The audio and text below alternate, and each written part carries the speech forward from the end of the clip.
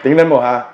Si Inday Sara na mismo yung nangangampanya na hindi po to kaya ng Marcos admin. Hindi to kaya ng UAM. At sa kapag-ikot ni Inday ngayon lang, kahapon at ngayon, grabe. Maramdaman mo talaga ang pagmamahal ng taong bayan kay Vice President Inday Sara Duterte. Panoorin niyo po yung videong ito. At tingnan niyo po kung gaano kamahal ng taong bayan ang pamilyang Duterte at si Vice President Inday Sara Duterte na kahit tinarantado si Inday dyan sa Kongreso at na-impeach na nga ho, grabe ang pagmamahal ng Pilipino sa mga Duterte.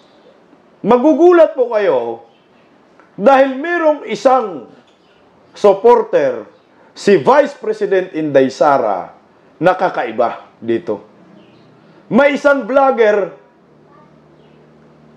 na bata, as in bata, siguro mga 7 years old, mga ganun, 7 taong gulang. Vlogger ha?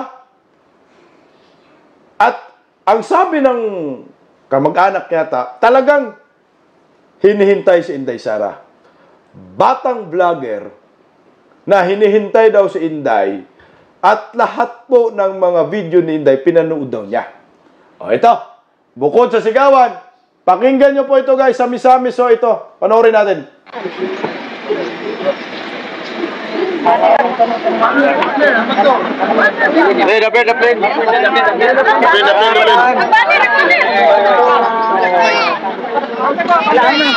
Sarado ah.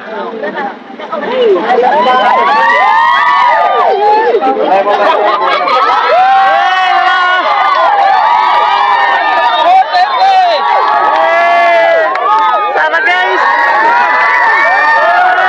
Grabe, sigawan oh.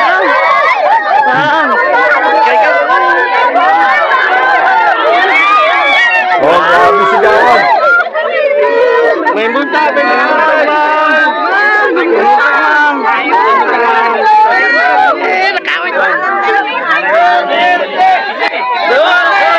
Duterte! Ayan! Duterte, Duterte! Pagbaba ni Inday Sara, sigawan ng mga tao, sigaw ng Duterte. Habang sumisigaw ng Duterte, ang mga tao, merong napansin si Vice President Inday Sara sa pagkakataong inyan, nilapitan niya at kinausap niya. Oh, hinggan. Salamat sa inyo. Dawat sa amo ah. Okay. Alam niyo po ba kung sino yung nilapitan niya? Doon?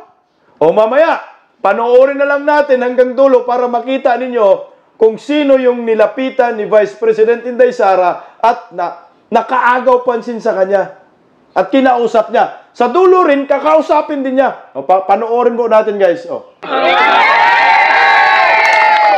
Condolence sa inyo ha, namatay ang inyong silingan. Condolence sa inyo ha. Yes, ma'am. Masalamat ko sa inyo hang padayon nga suporta sa ako ang opisina sa Office of the Vice President.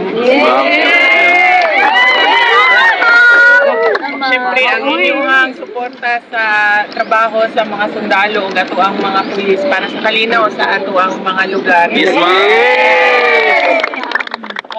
Nangumusta sa inyo nga si former President Digo Rudy Duterte. Nangumusta siya sa inyo ha. Nagatuyok siya karon, nangampanya siya sa iyahang mga senators. Yes, ma'am. Ang suporta, ma'am. Ngayon gihimo dinis amo karon ma'am kay kani nga dalan ma'am siya gyud napakawa. Kalsada. Maudi ay kanang gwapo kaayo inyong dalan wala. Lagi untol-untol. Tugay kay ko natulog sa sakyanan. Kami kayo akong tulog eh walay untol yun.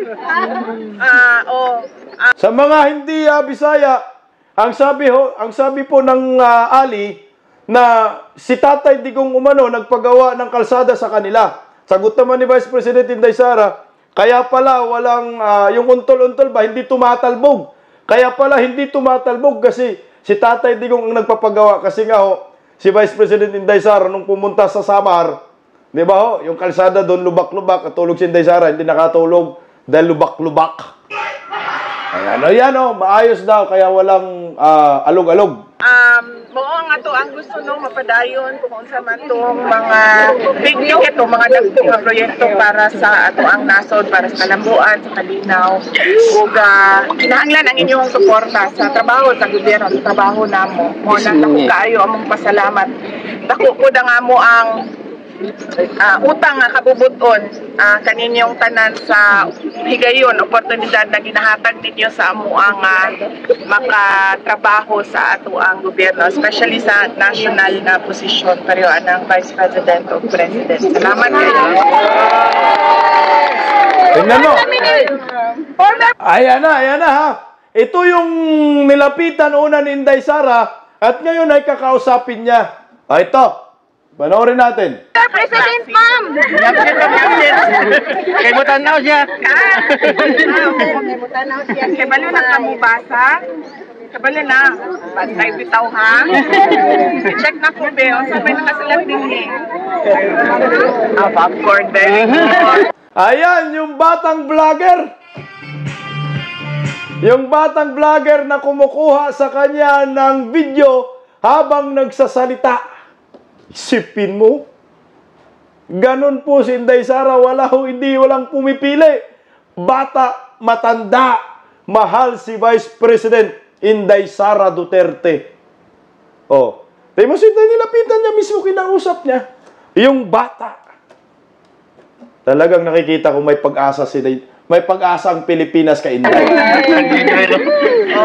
Hindi magsigig absent ha? Pareho ka sa ako Sigig absent. Dapat kinahanglan, mag-absent ka kausa, musulod ka kalima. Anak, dapat pwede 5 ang absent, 1 lang ang sulod. Mutanaw siya ni ma'am, muna absent siya. Pwede mo absent, basta kausa lang. Kalima mo. Okay? Salamat. Namoy ka. Salamat kayo. Thank you kaayo sa inyong suporta. Naghahatag siya kakusog sa amo tungod kay naamo. Sa amo ang kiliran, sa amo ang likod. Usahay ka mo pa yung mag-una. Salamat kaayo. Thank you. Mag-picture ta. No? Grabe oh. Ito yung leader, guys. Ito yung kailangan ng taong bayan. Na malayo pa lang yung tao ay ang mga tao ay malayo pa lang si Inday Sara, di na magkamayaw ang mga tao sa kakasigaw sa kanya. At yung Inday Sara, siya pa ang mismong lumapit sa mga tao. Ganun. Ito yung leader na kailangan ho natin eh. Kaya ningiwim yan. Tingnan nyo ha. Tingnan nyo. Nung pumunta si Inday Sara, ang pinuntan ni Inday Sara, yung sundalong namatay. Tama ba? Yung sundalong namatay, pinuntahan ni Inday Sara. So yung mga kapitbahay, nalaman na pupunta si Inday Sara, inabangan si Inday. Pero hindi po, tawag yan, hindi po nasayang yung panahon ng mga tao dyan sa nag-abang kay Inday Sara dahil pinagbibigyan ni Inday Sara ang mga oras nila na makadaw pang palad sila. Ganun po katindi. Ito yung leader. Ito yung kailangan natin. Kaya ngayon tinutulak eh. No? Oh. Tinutulak yan ng ngayon, animal. Ito yung leader. Walang pinipili. Walang pinipili. Nasaan yung mga buhaya sa Kongreso? Nasabi, si Inday Sara hindi magandang halimbawa sa mga kabataan. Habang nagpipriskon siya, nagmumura. Habang nagpapriskon, ay gusto niyang gurgurin si Bangag, Tambaluslos at Palaka. Hindi daw si Inday magandang halimbawa. Pero bakit ito? Nakita niyo po yung bata? Idol si Inday Sara.